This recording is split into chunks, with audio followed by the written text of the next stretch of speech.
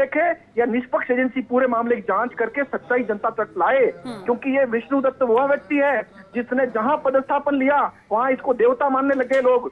जहां पर एक पुलिस थाना आईजी, एसपी और उनके कंट्रोल में नहीं आता था, बीकानेर जिले के एक थाने की बात कर रहा हूं, डूंगरगढ़, वहां पर इस आदमी का इतना प्रभाव था कि वहां पर एफआईआर दर्ज होनी भी कोर्ट से जानी बंद हो गई थी। आज ऐसा कोहिनूर आपने और हमने और समाज ने और पुलिस ने खोया है। आपको और जनता को अब तय करना पड़ेगा कि सरकार और डीजीपी इस मामले को कितनी गंभीरता से लेते हैं या सामान्य मामलों में जांच का लॉलीपॉप देकर के इस मामले को बंद करते हैं। मेरा आपके चैनल के माध्यम से आग्रह है कि इस पूरे मामले की सच्चाई जनता तक आए और जिन लोगों ने ये सब गलत काम किया, जिन्होंने दबाव बनाया, जिन्होंने गंदी राजनीति की, जिन अफसरों की भूमिका संदिग्ध है, वो सारे लोग तुरंत जेल में जाएं और उनको सख्त से सख्त सजा मिले।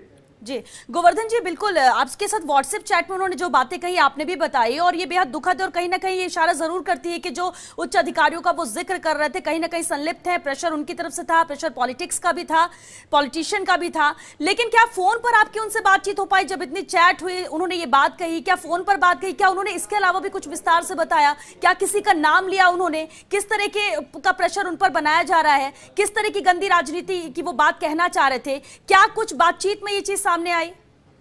देखिए, राजगढ़ में कल वहां पर कोई मर्डर हो गया था जी। मर्डर होने के कारण मैंने फोन किया लेकिन उनका फोन लगा नहीं। ये मेरा भी दुर्भाग्य है और राजस्थान का भी दुर्भाग्य है कि उनका फोन नहीं लगा।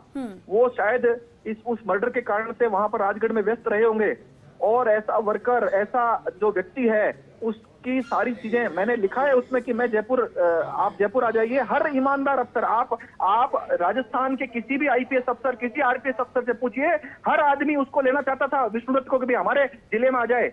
आज उस आदमी का बलिदान लिया है इन्होंने चूरू जिले में। तो चूरू जिले में जिन लोगों ने गलत काम किया है उनको दंडित किया जाना अति आवश्यक है।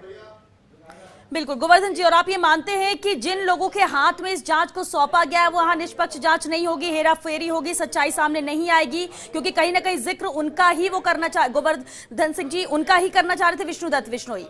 आप बिल्कुल सही करें। मैं हाईकोर्ट जयपुर में वकालत करता हूं। हम लोग ऐसे केसेस बहुत देखते हैं। इस पूरे मामले में जिसको संदिग्ध माना है उन्होंने अपने अफसरों को संदिग्ध माना है और उन्हीं अफसरों को वहां पर राजगढ़ में जाकर के जांच कराई जा रही है उनसे। क्या ये हो सकता है वो गलत नहीं भी हो, दूसरे लोग गलत हो, लेकिन सवाल यह है कि क्या निष्पक्ष जांच की मांग करना गलत है? आज राजस्थान के लाखों लोग आप देखिए कैसे रो रहे हैं, कैसे बिलख रहे हैं उस आदमी के लिए, उस पुलिस वाले के लिए।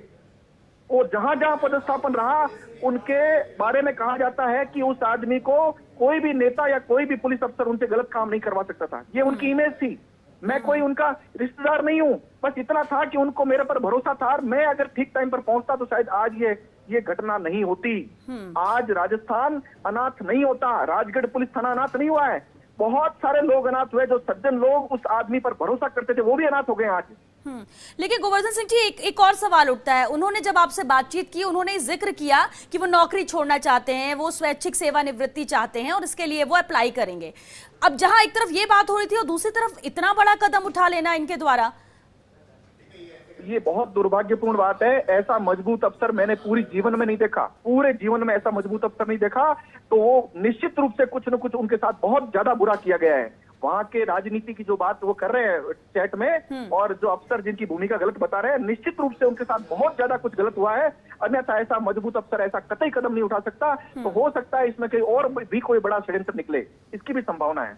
बिल्कुल। और गोवर्धन सिंह जी, क्योंकि ये चैट आपके माध्यम से सामने आई, आपसे बातचीत हुई थी और ये चीज साफ हो गई यहाँ पर कि सब कुछ ठीक नहीं है, आत्महत्या की कोई और वजह नहीं है। कहीं ना कहीं उनके काम के दौरान ही, उनके अफसर के दौरान ही या किस तरह के प्रेशर के दौरान ही इतना ज्यादा था कि उन्होंने ये कदम उठा लिया। मजबूरी बहुत बड़ी रही होगी, ये भी तय है। लेकिन गोवर्धन सिंह जी, अब आपके द्वारा क्या किया जाएगा? क्या कोई कोशिश और इस जांच को बदलने की, डीसीपी तक ये जांच पहुंचाने की, दूसरे हाथों में सौंपने की, ताकि निष्पक्ष जांच हो, सही तरीके से जांच हो और जो इसके पीछे के आरोपी हैं, जो अपराधी हैं, वो सलाखों के पीछे जाए?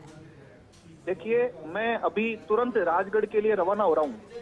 इसके अलावा राजस्थान के नहीं, देश के जो उनको जानने वाले लाखों लोग रो रहे हैं आज की डेट में। वो जो लोग हैं ना, वो मांग कर रहे हैं इस सरकार से और डीजीपी से कि आप स्वयं मौके पर जाइए, हालात को देखिए और निष्पक्ष जांच करके सच्चाई सामने लाइए। यह जो है यह इस सरकार और डीजीपी पर प्रेशर है, और अगर इस प्रेशर को नहीं मानते तो सरकार को वो भुगतना पड़ेगा जिसकी ये कल्पना नहीं कर सकते। आज जो लाखों पुलिसकर्मी सड़क पर खड़े होकर के जनता की रक्षा कर रहे हैं ना, वो भी मांग कर रहे हैं कि कल हमारे साथ ऐसा क्यों नहीं हो। आज राजस्थान के लाखों पुलिसकर्मियों से पूछना पड़ेगा कि तुम्हारे को कौन कौन नेता और कौन कौन अफसर प्रेशर करते हैं गलत काम करने के लिए। सवाल है इन सरकार और डीजीपी पर। गोवर्धन सिंह जी, अभी आपने कहा कि जो बड़े अफसर है उनका जिक्र किया था, बीकानेर आईजी का भी आपने जिक्र किया। बीकानेर से हमारे सहयोगी लक्ष्मण राघव हमारे साथ जुड़ रहे हैं। गोवर्धन सिंह जी, वो आपसे सवाल करना चाहते हैं। लक्ष्मण, आप अपना सवाल कीजिए, क्या आप पूछना चाह रहे थे आप सीधे तौर पर गोवर्धन सिंह जी से? गोवर्धन सिंह, आपसे जब चैट हो रही थी तो